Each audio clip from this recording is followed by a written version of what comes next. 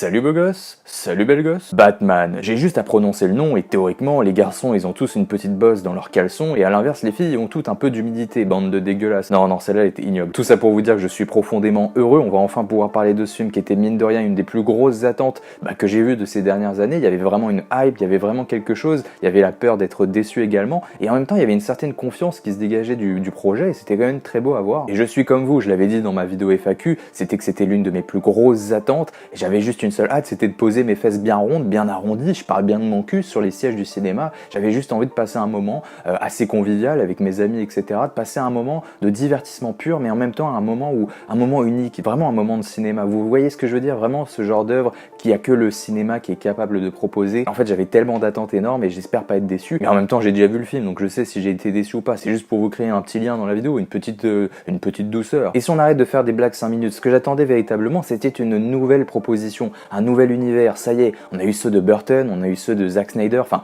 on a eu le personnage du Chevalier Noir dans quelques passages dans les œuvres de Zack Snyder. On a eu également Christopher Nolan, on est obligé de l'admettre, les œuvres de Christopher Nolan, il a réinventé le Chevalier Noir, surtout pour un grand public, etc. C'est quand même eu, au niveau de l'imaginaire, ça a quand même bien fonctionné, et il a vraiment collé sa vision au sein du cinéma du Chevalier Noir, et c'est assez difficile d'ailleurs de s'en détacher, mais quand même, ça y est, il faut qu'on s'en débarrasse de tout ça, et qu'on arrive à avoir une nouvelle proposition, avec un nouvel acteur, une nouvelle réalisation, une véritable vision en fin de compte, et en fait j'attendais juste encore une fois ce projet-là comme une sorte de renouveau, une réinvention du Chevalier Noir. Alors est-ce que ça a été le cas? Est-ce que The Batman est un très bon film, ou au contraire c'est un peu ambigu?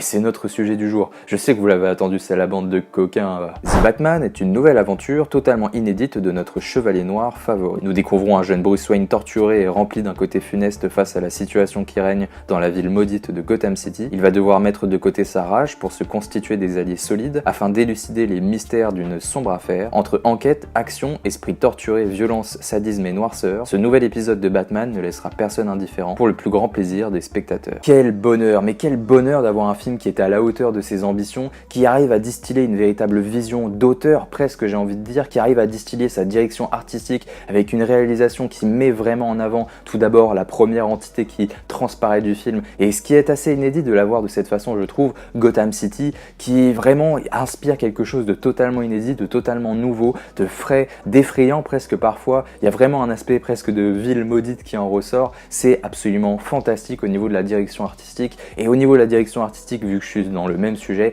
Gotham City c'est qu'un élément. Le reste aussi au niveau de la DA, elle est absolument phénoménale dans le film. Le réalisateur s'amuse à nous faire parcourir différents environnements, et il y a un côté extrêmement noir qui en ressort, un travail des noirs qui est profond, qui est presque perçant à certains moments. C'est qu'il y a vraiment des plans où il y a vraiment pas beaucoup de lumière, t'as presque ce noir surnaturel qui enveloppe tout un tas de plans du film, et ce noir là il est travaillé d'une certaine façon pour donner une patte au film. Et c'est pas simplement Gotham, encore une fois, même si Gotham est sombre, elle fait peur, et je retrouve un peu un côté Gotham à la Tim Burton en quelque sorte, ce côté mélange presque surnaturel, mais c'est pas du tout le cas, plus gothique, ouais, gothique c'est le mot. C'est une ville mythique et il ressort vraiment ça, ce côté à la Tim Burton qui me manquait cruellement personnellement dans les films de Nolan, ou dans les films de Nolan c'était New York City en gros, avec des gratte-ciel, etc.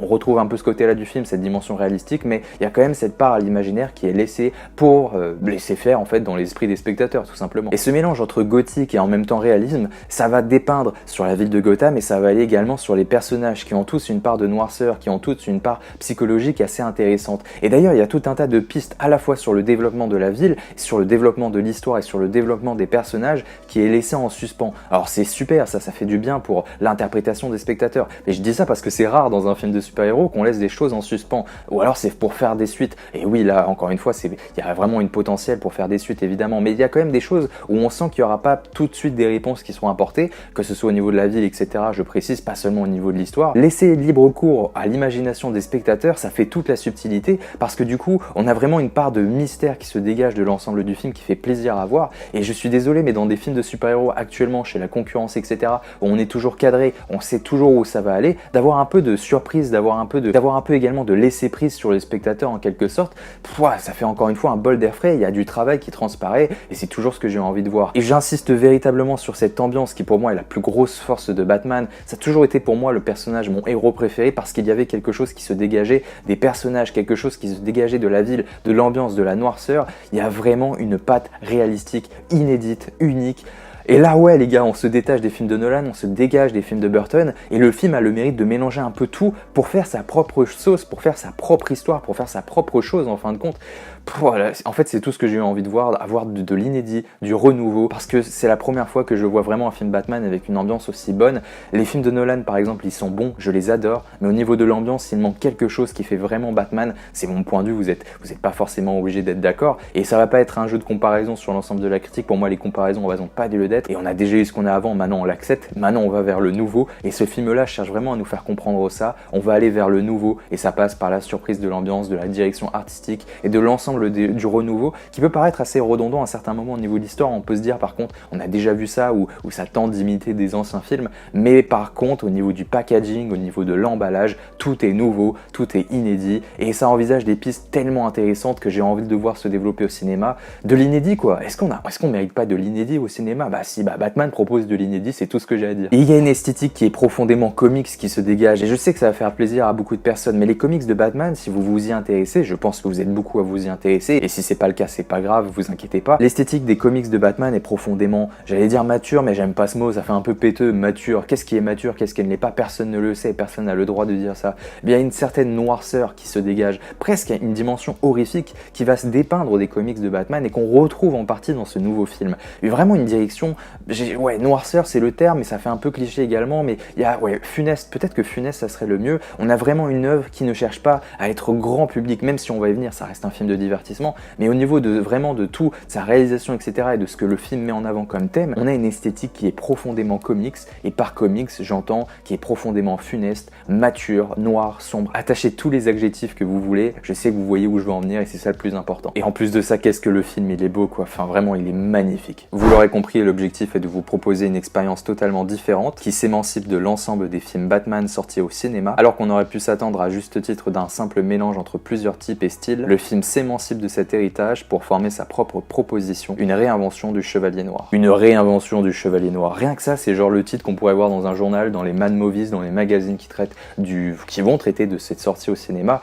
Vraiment, c'est une réinvention, parce que, qu'on soit bien clair, vous allez pas être dépaysé, vous allez pas être complètement perdu. Si c'est votre premier film Batman ou si vous connaissez les bases de la saga, vous serez pas du tout perdu. Vous allez revoir des choses similaires. Un héros, des mésantagonistes, une aventure qui est bien plus grande que les épaules de notre Chevalier Noir. Enfin bref, dans les lignes directrices, vous connaissez, mais toutes les histoires ont le même principe, ça fait partie de la base de nos mythologies même. Ce que je veux dire par là, c'est que vous serez pas dépaysé, mais en même temps, le film apporte de la subtilité à certains endroits qu'on n'a jamais vu. Et il y a tout un tas d'éléments inédits qui vont se distiller tout le long de l'aventure. C'est par cela que j'appelle une réinvention, et une réinvention du personnage du Chevalier Noir. Robert Pattinson, il incarne un personnage qu'on n'a jamais vu dans d'autres films. C'est totalement nouveau, ce personnage qui est torturé, mais torturé d'une certaine façon, et le film tente d'appréhender ça aussi d'une façon assez inédite, même si, évidemment, on reprend les codes du Chevalier Noir, les grandes bases de l'histoire, mais on va les adapter parce qu'il y a une certaine durée au film, même s'il est plutôt long, il faut que ça reste cohérent par rapport au long métrage. Il est torturé, funeste, il est sombre, enfin bref, c'est encore une fois des adjectifs que j'avais collés aux ambiances, mais ça colle parfaitement au personnage, et d'ailleurs l'ambiance du film, elle est vachement cohérente par rapport on va dire à l'esprit du personnage de Robert. Je l'appelle Robert, mais Robert c'est le frérot, qu'on soit bien clair. C'est un nouveau Batman qui nous est proposé. Aussi, il y a un côté un peu antagoniste qui se dégage. À certains moments, on n'est pas forcément d'accord avec ce qui se pense ou avec ce qui se produit par rapport à diverses scènes qui peuvent avoir lieu, où il perd pied, où sa psychologie, on sent qu'elle est profondément atteinte. Et ouais, il y a un côté un peu antagoniste qui s'y dégage. Et c'est là aussi où je dis que c'est totalement inédit, parce qu'on n'a jamais eu vraiment un Batman qui perd pied. Batman dans les précédents films, surtout ceux de Nolan, c'était vraiment celui qui contrôlait, il contrôlait pas forcément la situation, mais le voir perdre pied, à part face au Joker dans ceux de Nolan, on le voyait pas énormément, mais là c'est beaucoup plus développé, et surtout je trouve que c'est mieux développé, plus intéressant, parce qu'il y a un côté rebutant, où le spectateur s'interroge, et ça rejoint aussi ce que je développais, le fait de laisser libre cours à l'interprétation des spectateurs, et auquel cas on n'a pas du tout l'habitude dans les films de super-héros, surtout ces dernières années. Bah là on te laisse aussi des pistes de réflexion sur le personnage, où le film prend pas vraiment de parti pris, c'est-à-dire qu'il te laisse toi-même juge, c'est ton esprit, ton interprétation qui va délibérer sur ça. Il ne tente pas d'insister, en tout cas j'ai pas trouvé qu'il insiste plus sur une vision du Chevalier Noir qu'une autre. Il y a vraiment un juste milieu qui est parfait entre ce qui t'est proposé et toi, ton libre arbitre, ta propre façon de penser par rapport à ce qui se déroule. Certains seront peut-être rebootés, tandis que d'autres vont trouver ça parfaitement normal, et à voir aussi comment les spectateurs interprètent ça, parce que c'est ça aussi qui va faire la future force du film, je pense. J'ai écrit cette phrase, je la trouve pas mal et j'ai envie de vous la lire parce que je suis un artiste. La noirceur de l'environnement s'intègre également à la noirceur du personnage de Batman. Bref, Robert Pattinson nous sodomise. vous êtes encore une fois dégueulasse. Et parce qu'on fait des blagues et qu'on parle de Robert Pattinson, c'est le moment de parler de sa prestation. J'ai adoré, vraiment il se passe quelque chose. Et c'est pas seulement quand il est à nu, enfin quand il est à nu, c'est un peu bizarre comme phrase, mais quand il a son masque, quand il est en tenue de Batman tout simplement, il y a quelque chose qui se passe au niveau du regard. Il a jamais eu, je trouve que Batman n'a jamais eu un regard aussi perçant, vraiment perçant. Il y a quelque chose qui se dégage. Et déjà dans The Lighthouse, si vous avez vu The Lighthouse avec Le Phare et avec William Dafoe, qui a été un excellent film avec Robert Pattinson, il a un regard dans ce film qui est parfois, à certains moments, mais terrifiant les gars. Et là on retrouve ce regard que je retrouvais dans The Lighthouse, c'est-à-dire ce regard terrifiant. Mais là il y a un côté un peu vide, un côté un peu funeste, un côté méchant qui se dégage. Et ça me choquerait pas de voir ce Batman en antagoniste, c'est ça que je veux dire. Et je pense sincèrement que c'est soit tout ou rien. Soit vous allez adorer sa prestation, soit vous allez adorer ce nouveau Batman en armure, etc.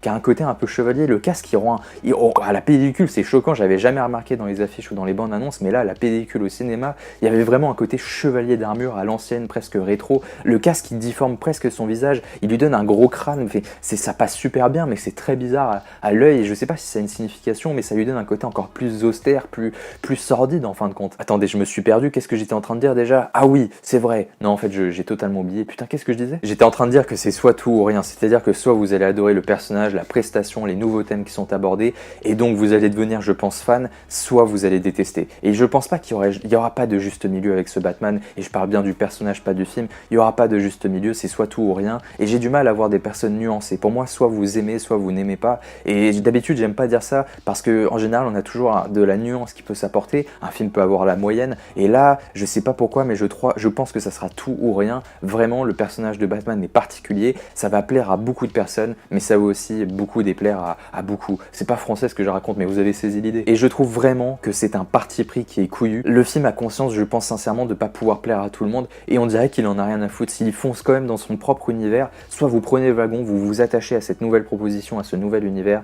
soit vous quittez le wagon. Mais c'est couillu pour un blockbuster et un film qui est aussi grand public, même s'il y a une interdiction, etc., et qu'il y a quand même une certaine violence et que ça se destine à un certain public, c'est quand même couillu de encloisonner le genre dans quelque chose de nouveau. Et c'est pour ça que je vous dis que c'est une nouvelle proposition, tout simplement. Et ouais, j'ai pas peur de le dire, j'ai pas peur des mots, j'ai pas peur d'être contre votre opinion, bande de petits loups-boutins. Bande de petits loups-boutins, bref, on passe à la suite. L'accessibilité de l'œuvre est un terme important lorsqu'on parle de Batman. Ce nouveau film se veut clairement moins accessible à la fois par les thèmes traités, les personnages et les antagonistes. Nous avons affaire à un film qui se veut parfois déroutant, qui a des réponses à nous apporter. C'est toute la subtilité du genre qui s'incarne dans cette nouvelle proposition. Parce qu'encore une fois, c'est vraiment un thème que je veux vous dire et un thème que je veux vous aborder. Le film en a rien à foutre d'être grand public, il en a rien à foutre. Son objectif, c'est pas de vous bourrer de scènes d'action. Il y a même des scènes très calmes, très lancinantes où il se passe pas grand chose. Ça plaira pas à tout le monde, ça c'est clair. Et le film en a rien à faire. En fait, le film s'est concentré sur ses acquis, sur ce qu'il voulait faire. Il s'est concentré sur une vision d'auteur. J'ai parlé de vision d'auteur au début du film. On s'en rapproche, j'irai pas jusque-là évidemment, mais on s'en rapproche terriblement. C'est que vraiment,